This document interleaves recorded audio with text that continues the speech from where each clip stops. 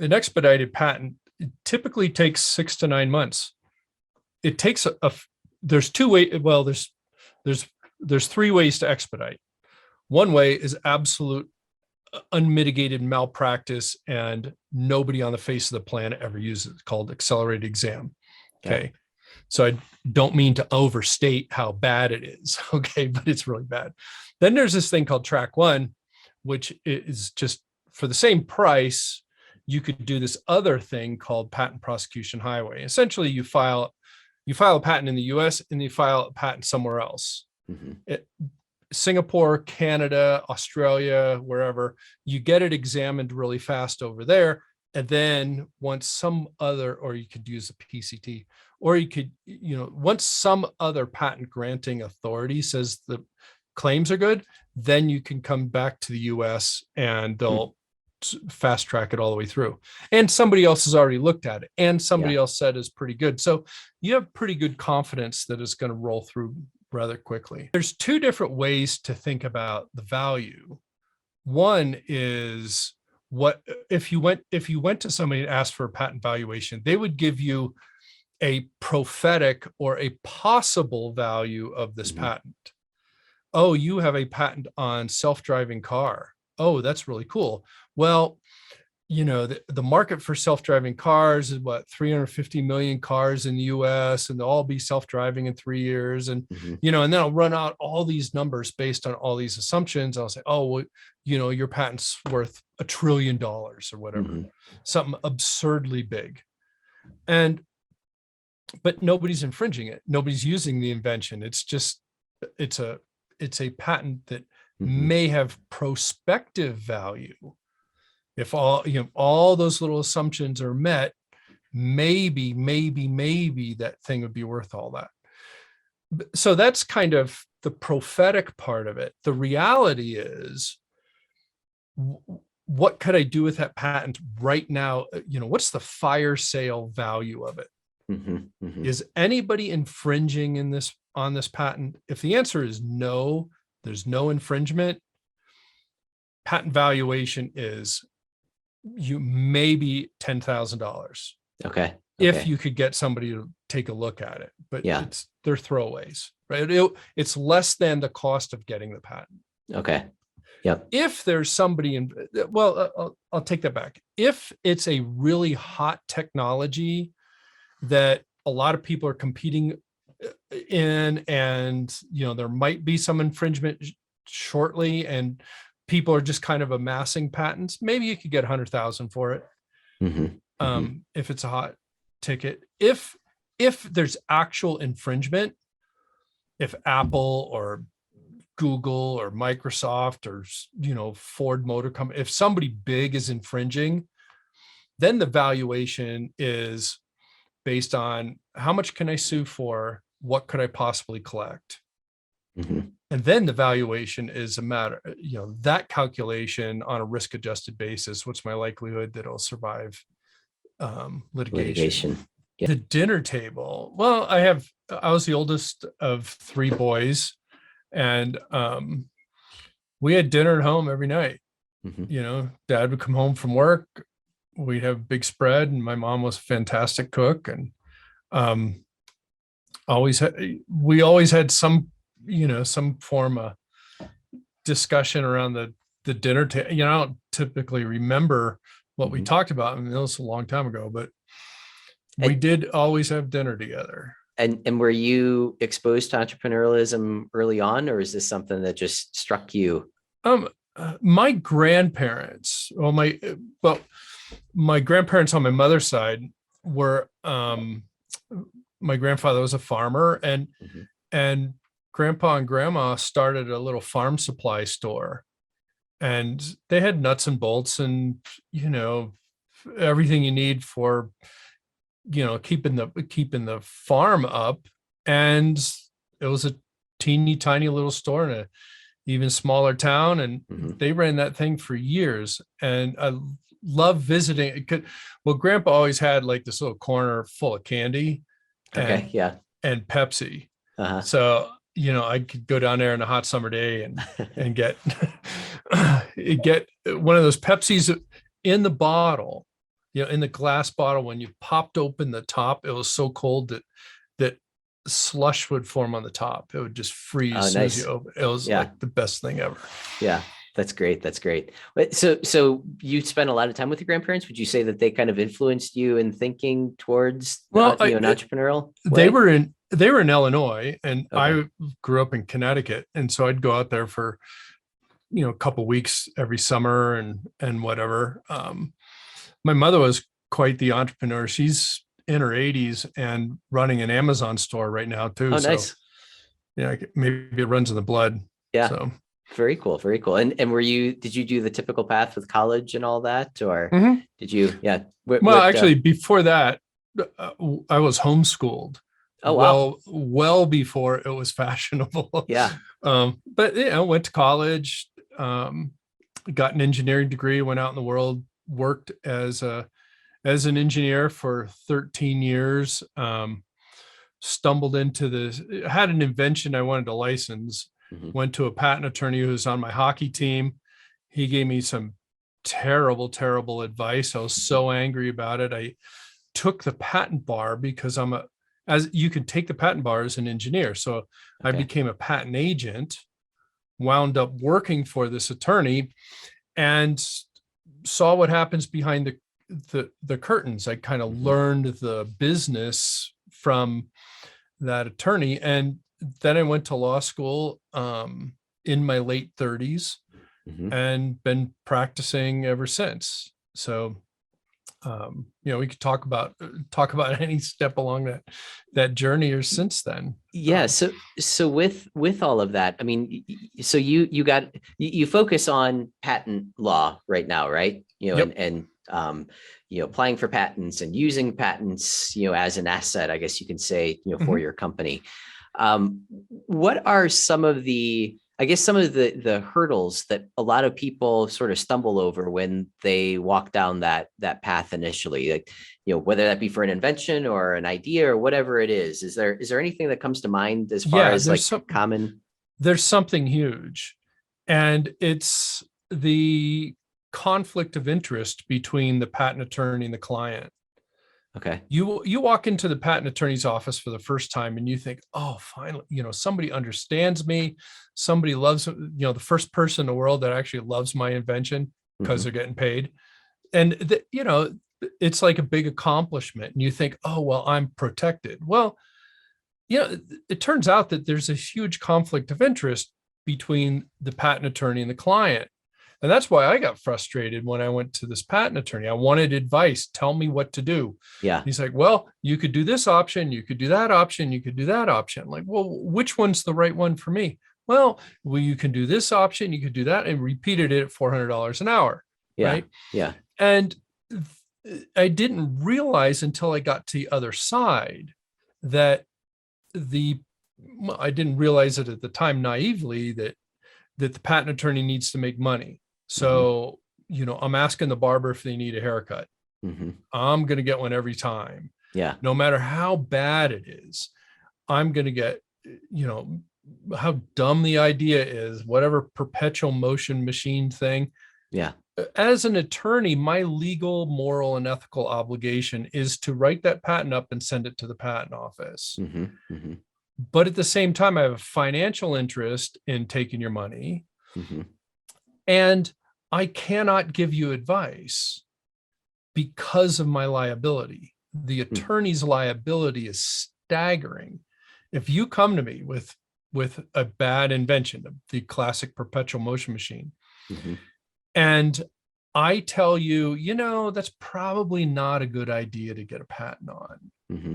because I know that I'm going to be taking money from you, and I just feel Yeah. guilty about it. Yeah. Well, what if I'm wrong? What if I, as the attorney, am wrong, and that perpetual motion machine actually worked, and a guy down the street built it and made millions with it, and he got a patent on it and he made millions of it. And my guy comes back to me and says, What the heck? Yeah. you should have told me to get a patent. Yeah. Well, you know what I get? I get sued for all your lost profits in every country of the world for the next 20 years. Wow. Wow. Okay. My liability exposure is Yeah. And enormous. of course that's projected profits too, Oh right? yeah, You know, it's all that's, make believe. yeah, Oh yeah, exactly.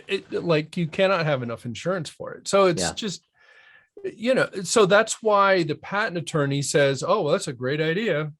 And tell me more about it. And let's write it up and go. But the clients don't realize that there's this conflict of interest when you're hiring a Yeah, professional sure. like that. And they have a vested interest in prolonging the pendency of the patent of the patent application. Do doctors want people to be well? No. They want people to be sick. Yeah. Do patent attorneys want patents to issue? No, they want them to be keep pending so they keep getting paid. Yeah. And Yep. so there's all these disincentives in the system that entrepreneurs or clients just don't realize. They think, oh, I hired an attorney. Now magically I can sleep at night because I'm protected. Yeah. Yeah. And So your approach is a bit different then, yes, I assume? yeah, what I do is I'll finance the patents. Okay. And what that allows me to do is um, it goes around the attorney-client relationship, but it actually puts skin in the game for me. Yeah. Because if I'm financing your patent, for your perpetual motion machine, and for whatever reason your company doesn't make it, and you just say, you know what, I don't want that patent anymore, you can keep it. Well, then I'm kind of stuck. I'm stuck with that patent. Yeah. Yeah. And now I'm trying to figure out, well, how do I create an asset that if I get stuck with it, that I can sell, that'll Yeah. survive litigation, that it has licensable value, that there's a buyer out there that might want this thing, that, that will survive all the, the full court press that will happen if that patent never got asserted. Yeah. No, that makes perfect sense. And that sounds like things are so much more aligned, with that approach. I mean, no comparison. Yeah, it is. And, it's the interesting thing to me is that first time entrepreneurs or first time inventors don't understand this at all. Yeah. They Yeah. don't appreciate the problem. Oh, well, my patent attorney is really nice. He sent me chocolates at Christmas. Yeah. Like he was the only one who loved my idea. And I Yeah. can't figure out why. But he's such a nice guy or girl or whatever. Then I just couldn't, I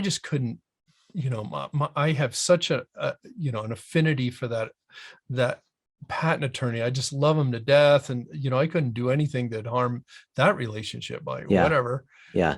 The patent attorney can't even remember your name. Yep. But, Yep. I don't know. It's when I do this financing thing, I have to do a lot more research than when I'm just writing a patent application, because I need to be able to say no. Yeah. For these reasons. Yeah. And, and for a lot of people, they should not get patents. And it turns out I'm the only patent attorney saying that. Yeah.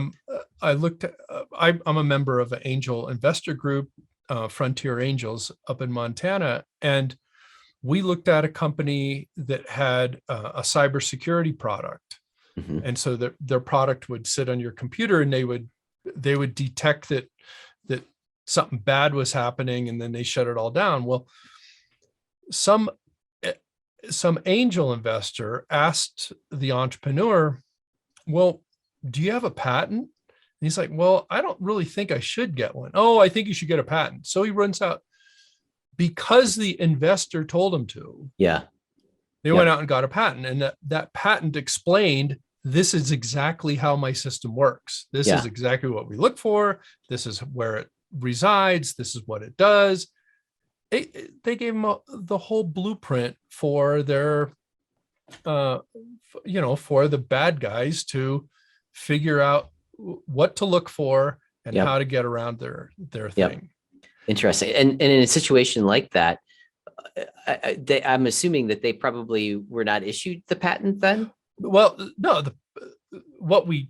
fortunately, we caught the that patent before it ever got published. Okay. So as part of the due diligence, we looked at the patent application and said, the best thing for you is to keep this a trade secret.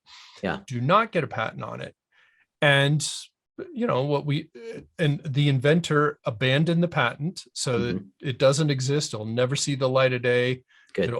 Everything will be a trade secret. And that's, at least in my view, the best way for him to go forward. Yeah, no, absolutely. And so when you're saying that you finance the patents, what all is included in that? Obviously, I'm assuming that, there's, the application process and typically all of the regular, lawyer, patent attorney fees and all of that. Is there anything else that's included? Well, that's most, it's the cost of getting the patent. My job is to get that patent issued all the way through. And typically about a quarter of the cost are when you write up the patent application and do all, this is what the invention is, write up the technical description of it, do the figures and all that, file it. And then most of the cost of getting a patent, when it's done well, is the back and forth with the patent examiner. Yeah. And that's kind of the hidden cost that when you go to patent attorneys' websites and they say, oh, we'll file a patent application for whatever amount of money. Yep. $2,000, $5,000, $6,000, $10,000, whatever. That's only the tip of the iceberg. Right. If they're pretty clever, they're able to keep that patent application pending for years. Yeah. Yep. And that's where the money is really made. Yeah. Now, from a like a patent pending process, a person who's seeking a patent is basically that invention is protected once it goes into patent pending status, correct? Right. The short answer is yes. The legal answer is you have protection for whatever you put in that patent application at the time it was filed. Okay. So if you're missing something in there, you don't have any protection. If it was not completely described, you're not protected. But you could think about it that way. That one patent is never enough, and even 100 patents are never enough. That doesn't. You're not protected because you have patents. Yeah. You just have patents. And then you've got to figure out, well, how am I going to use these? Patents are usually focused on something pretty specific about a product that's usually pretty complex. So I protect, or I get a patent on one little feature out of the rest of this, and maybe I have patents on the other features and so on. And that whole body of work, that whole portfolio may make it very difficult for somebody to infringe, or for somebody to make it easy for somebody to infringe, make it difficult for somebody to go around your product. Yep. No, that makes sense. What are are there any characteristics or qualifications to where you can identify, like, this is a situation where I should have a patent, and this is a situation where I shouldn't have a patent? Is there any easy way to be able to describe, when you should or when you shouldn't? Yeah, there's basically two. First off, the patent has to be detectable. If I can go buy a competitor's product, bring it back to my garage or my lab or whatever, and take it apart and say, yep, you do every single one of your product has every single one of these features. If it's detectable, it's enforceable. Okay. A lot of patents are on some machine learning, AI, blockchain nonsense that rides in the cloud or in some black box. A lot of software patents are bad, not because of software, but because they're undetectable. Yeah. If this algorithm is working in a competitor's device, could I ever tell without having access to source code? No. Yep. So don't get a patent on it. Call it a trade secret. Never let it see the light of day. So detectability is kind of the most important thing. The second thing is, how many other ways are there to do this? Mhm. If there are 3 different ways of solving this customer's problem, and I get a patent on the 4th one, it's pointless, Yeah. right? I sue, oh, somebody's doing my 4th thing, and I sue them. Oh, I'm sorry. I'll just do one of these other ways, and I'll Yeah. still sell product, and I'll still meet my customers' demands. Yeah. That makes sense. And you kind of touched on this a second ago, and maybe it might have just been the way that it was phrased, but I thought that algorithms were not patentable, or Oh, maybe that's changed. They they are. always have been. They always will be. There's, the popular press uh, tries to make a big deal out of, patentable subject matter and stuff. Yeah. And Google and Apple have been very, very effective at stripping the patent rights from inventors and stuff. And so there is a bunch of controversy about what is patentable or not. Mhm. But at the end of the day, everything's patentable. We just have to do a little push-ups or form it in a different way to get a patent on that algorithm. Yep. Yep. Got it. So for you to want to move forward and finance the patent application process, I guess, what information would someone need to provide to you to do your due diligence, on whatever that process is? And well, start there. Yeah. Is there any type of information that you would need? I usually want to see a pitch deck. Um, I'm making an investor level, or an angel investor type investment. Mhm. I need you to be successful. Okay. Yeah. If I'm financing a patent and the company goes bankrupt, I got nothing. But if Mhm. if I finance a patent and you are able to bring that product to market, the patent has value because you're selling the patented invention, and the product has more value because it's patented, and you have a bigger playing area. Yeah. Nobody can play in your sandbox. And so I need the company to be successful. I'm more worried about, will the company survive? Mhm. Does the company have the right financing? Do they have a good business plan? Are they the right people to bring this to market? Do they have the right capital structure, the right talent stack, whatever it takes to be successful? And one of the things that always bugs me is, somebody calls and they have an invention, and we talk about, I don't know. And then they say, well, I got this other thing way over here on right field. I'm going to do a self-driving car, or what? Like, whoa, whoa, whoa, whoa, whoa. That to me is a huge red flag. Mhm. That Mhm. says, uh, they would go chase the shiny new toy. Yeah. Yep. And if things got a little bit rough on this one idea, they're like, oh, you know what? I got 100 more ideas. I'll just go do one of those. But I invested in that first one. Yeah. And then I'm holding the bag on that first one, and they're out running around doing, Yeah. whatever Whatever. other, Yeah. whatever other product. And so focus, uh, you know, sad to say, as an angel investor, I want to know that you're going to be eating peanut butter and ramen and slaving away at this, 162 hours a week. And, you're never going to take a vacation and, all Yeah. that. That's kind of, that kind of level commitment you want to see. But in general, I prefer to invest alongside other angel groups, other venture capital. Mhm. I want to make sure that you have the bandwidth and the runway to be successful. Yeah, that makes sense. That makes sense. And then, kind of secondary to that, obviously, there's any number of different industries or verticals that people can create these things in. Are you comfortable pretty well investing in any type of product, even if you're not familiar with that particular market, as Um, long as they can explain why the item is patentable or what problem they're solving?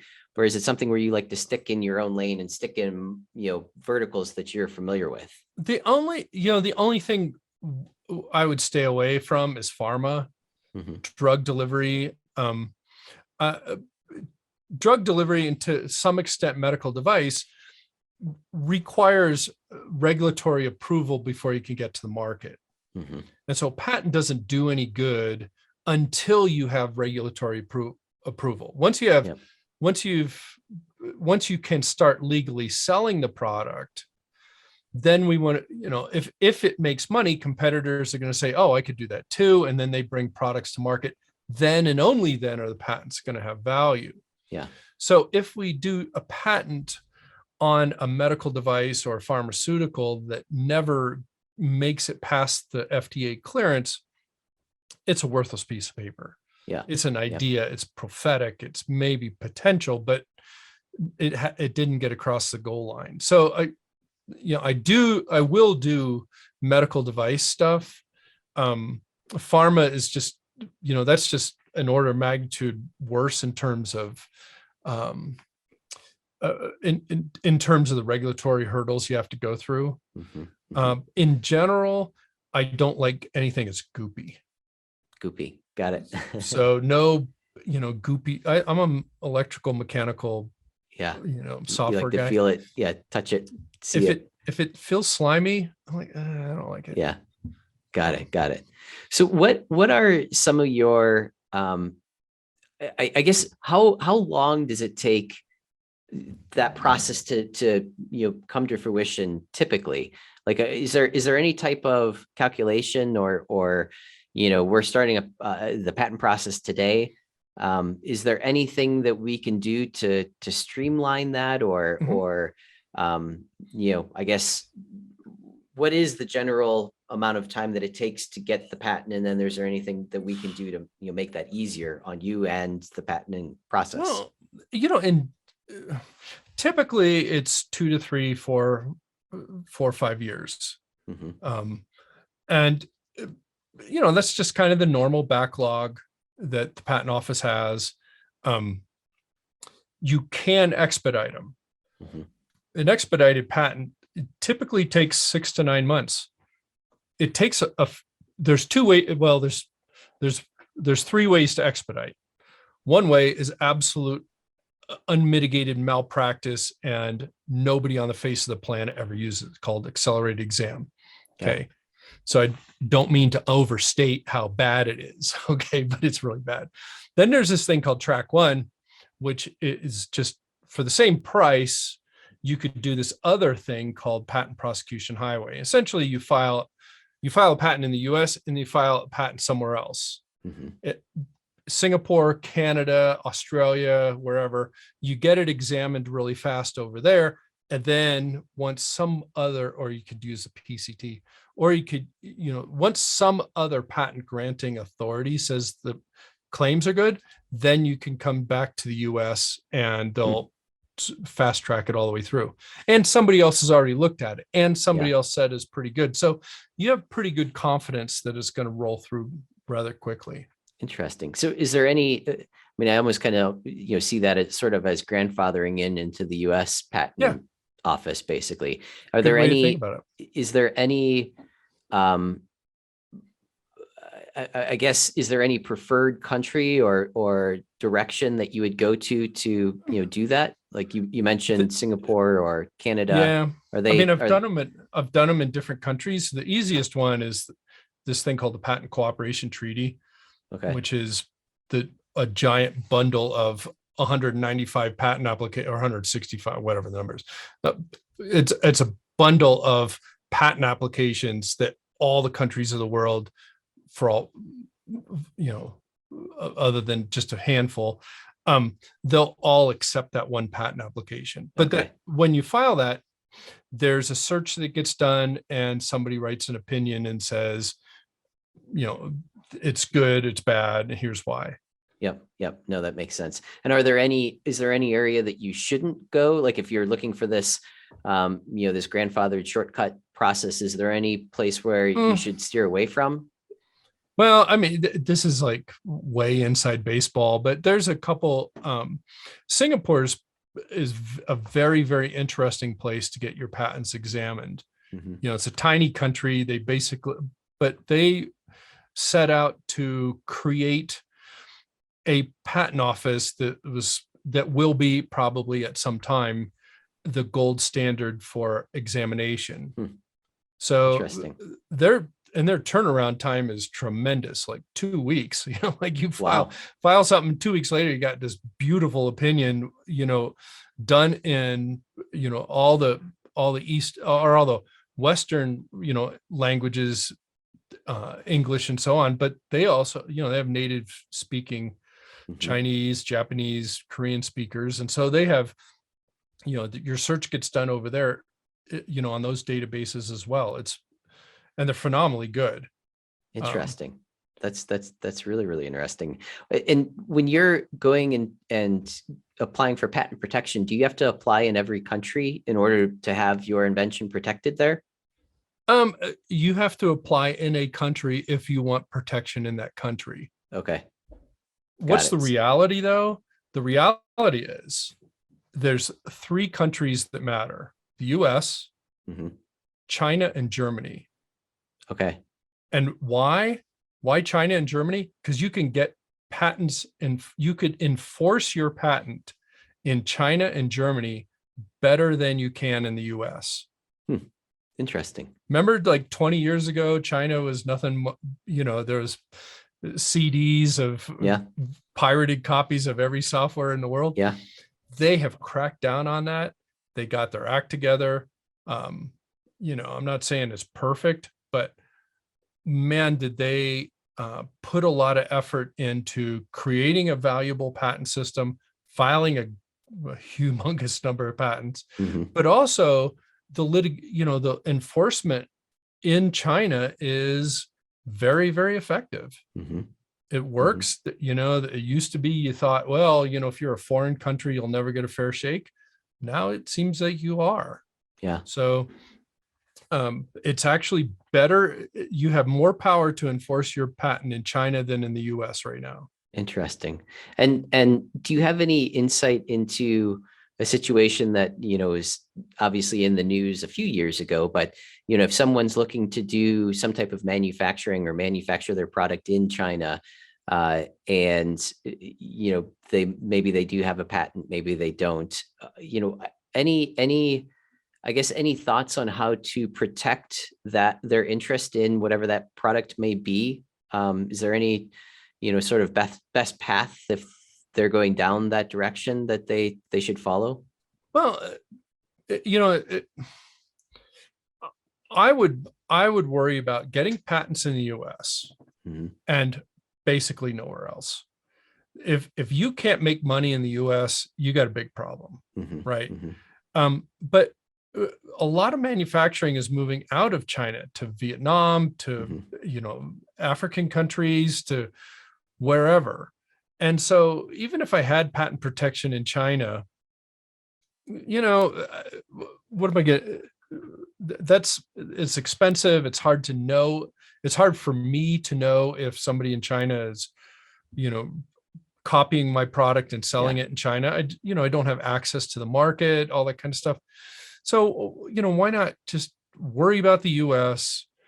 Um, if I have a patent and on a product and the product's made somewhere else, say it's made in Vietnam or Mhm. Zimbabwe or wherever, I can stop that product from being imported to the US. Mm.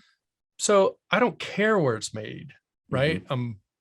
Uh, as long as they're not bringing it in here, they can do whatever they want, and I don't get a cut of that. But at the same time, this is a pretty big market, and you know, one of the biggest problems with foreign patents is that in the U.S., the U.S. Patent and Trademark Office is funded by fees, by user fees. Mhm. So, when we file, the filing fees we pay, the maintenance fees that we pay to keep the patents alive. And the USPTO is designed to break even. Every Mhm. time they make money, the most evil institution on the face of the planet called Congress comes and takes all the extra money and goes spends it Yeah. somewhere. Yeah. So they just run on, on their budget and never above that. Every other country of the world, for the most part, sees patents as a way to tax Uh, and so there's annuities that are paid every year, every single Oh, year, wow. $400, $500, $1,000, whatever it is. And, you have to pay it for 20 years, the life of the Yeah. patent. Yeah. Europe is incredible because you first file in Europe, it gets examined, and then you say, okay, well, I want to go into France and Germany and Liechtenstein and Norway and Sweden and and they're more than happy to do that. And then you have to pay annuity fees to every single one of Wow. those countries. Yeah. And Yeah. then you're paying 40 grand a year in just annuities that don't get you anything other Yeah. than, keep that thing alive. And a patent in Europe to cover the same population as a patent in the US, 350 million people. Yeah. That equivalent patent in Europe costs 10 times what the patent in the US costs. Yeah, I can imagine, especially, if you're paying those annuities every year. That's amazing. I never realized that. Never really thought of that. And so from a business standpoint, I could have one patent here and one patent in Europe, or I could have 11 different patents in the US. Which one's going to give me a better leg up on competitors? What's going to make me more attractive to acquirers and all that? It's having a bigger diversified portfolio. Yeah. And is there any way to value what a patent might be worth? I mean, I'm assuming that probably goes into, the market that it's serving, but is there a rule of thumb that if you were to be granted this patent, it could be worth, whatever, X million dollars? Is there any way to be able to calculate that or figure that out? There are, and there's people who I took the course to become a certified patent valuation analyst. Okay. And sounds like a thrilling course. They gave me some dice that I get to throw and whatever comes up, and that's what it is. I'm joking, but it's there's two different ways to think about the value. One is, what if you went to somebody and asked for a patent valuation, they would give you a prophetic or a possible value of this patent. Oh, you have a patent on self-driving car. Oh, that's really cool. Well, the market for self-driving cars is 350 million cars in the US, and they'll all be self-driving in 3 years. And, and then I'll run out all these numbers based on all these assumptions. I'll say, oh, well, your patent's worth $1 trillion or whatever, something absurdly big. But nobody's infringing it. Nobody's using the invention. It's a patent that may have prospective value. If all those little assumptions are met, maybe that thing would be worth all that. So that's kind of the prophetic part of it. The reality is, what could I do with that patent right now? What's the fire sale value of it? Is anybody infringing on this patent? If the answer is no, there's no infringement, patent valuation is maybe $10,000. Okay. If you could get somebody to take a look at it, but they're throwaways, right? It's less than the cost of getting the patent. Okay. Yep. If there's somebody I'll take that back. If it's a really hot technology that a lot of people are competing in, and there might be some infringement shortly, and people are just kind of amassing patents, maybe you could get 100,000 for it. If it's a hot ticket. If there's actual infringement, if Apple or Google or Microsoft or Ford Motor Company, if somebody big is infringing, then the valuation is based on how much can I sue for, what could I possibly collect. And then the valuation is a matter, that calculation on a risk adjusted basis, what's my likelihood that it'll survive litigation. Yeah, that makes perfect sense. Interesting. Well, this has been fantastic. I've dabbled in patents a couple of times, never gotten anything, probably shouldn't have even applied for the ones that I did try to, but so I went down the path of, the conversation that you initially started Mhm. off with, where, we kept on getting, we got to change this or tweak that. And, the patent office said this. So, no, this has been really, really enlightening. Russ, if people want to learn more about you, your process, your services, what would be the best way to reach out and get in touch? My website is blueironip.com. Or you can find me on LinkedIn. There's not very many Krajecs on LinkedIn. Mhm. We're a small breed. So, I'm easy to find on there. My book, which is called Investing in Patents, it really kind of walks through what's my decision-making criteria for this. Mhm. Everything we're talking about, detectability and enforceability, all that kind of stuff. So what I talk about in the book, and more detail, that's available on Amazon. Or if you don't want to pay Amazon, you could drop me a letter and just ask nicely, and I'm more than happy to sign a copy and put it in the mailbox for you. So, Love it. Yeah, I'm happy to get in touch with any entrepreneur, and kind of, I love hearing the entrepreneur story just like you do. Mhm. They're Mhm. always fascinating. Yeah. Yeah. It's amazing how people, come up with ideas and think about things and stumble across, new ways of doing something. So, so yeah, no, this is great. I'm sure that I mean, there's been a hell of a lot of gold nuggets here that can help people that are, walking down that path. So certainly appreciate that. And, Russ will be in touch here in the future. Many, many thanks. Yeah, thanks for having me.